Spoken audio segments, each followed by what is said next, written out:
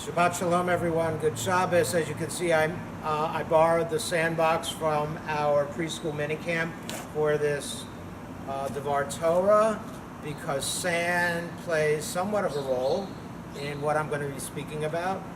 This is such an important portion, Shalach Lecha, from the book of Numbers, and it's a kind of turning point in the experience of the Jewish people. It has very fond memories for me because I associate it with reading Torah in Israel, on top of Masada. It seems every time we took a congregational trip, we read Torah. This was the Torah portion, and it's so relevant for then and for now. You probably are very familiar with this story, with this account. It's about Moses and the Israelites having wandered for just 2 years, almost ready to enter the Promised Land.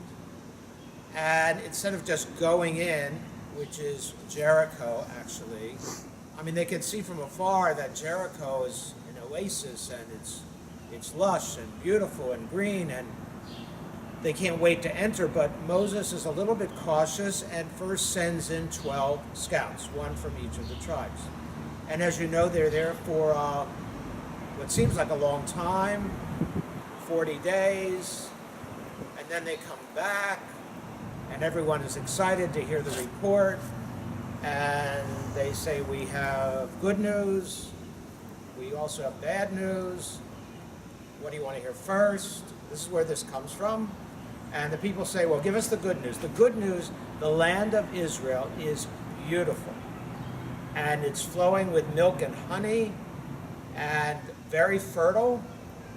So what's the bad news? Well, there are other people who live there. And not only other people, but they seem like giants, and those cities are fortified, and the people seem fierce, and we will appear like grasshoppers in comparison. We'll never be able to enter. We'll never be able to take the land. And immediately, the people despair. And their hope is evaporated. And Moses realizes that they're clinging to the negative versus the positive. And it's a question, really, how is it possible that two people can look at the same situation and some see it full of potential and others really don't see that at all? Why is someone's cup of life half full and someone's cup of life half empty? It's something we face in life all the time. And there is a key to understanding this portion. It comes down to one word. The Hebrew word is latur, which translates like tour, like tourism. So the problem was they were there for 40 days, but they really didn't dig in. They sort of had a glance. They didn't investigate. They didn't do their due diligence. They made a quick judgment. It's like when we see a situation and right away we judge it, or we see people right away and we size them up right away, and we don't give a situation a chance really to allow it to unfold. So because of this, the Israelites are going to have to wander 38 more years until that whole generation really dies off, and a new generation, a generation not born in slavery, is able to move forward. And they will enter the land eventually. Again, this has lessons for us, allowing us to size up a situation. Sometimes we jump in too quickly and we didn't really take our time, and sometimes we should allow time.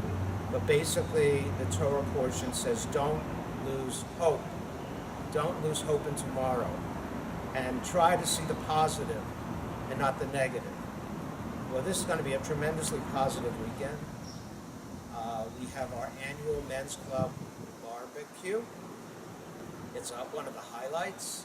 Our men's club is such a strong, vibrant, dynamic organization in the temple, and we're going to install a new president, Sam Dutkin, Friday night. You want to support Sam, you want to support the men of the men's club, and you want to have a free barbecue, that's for sure.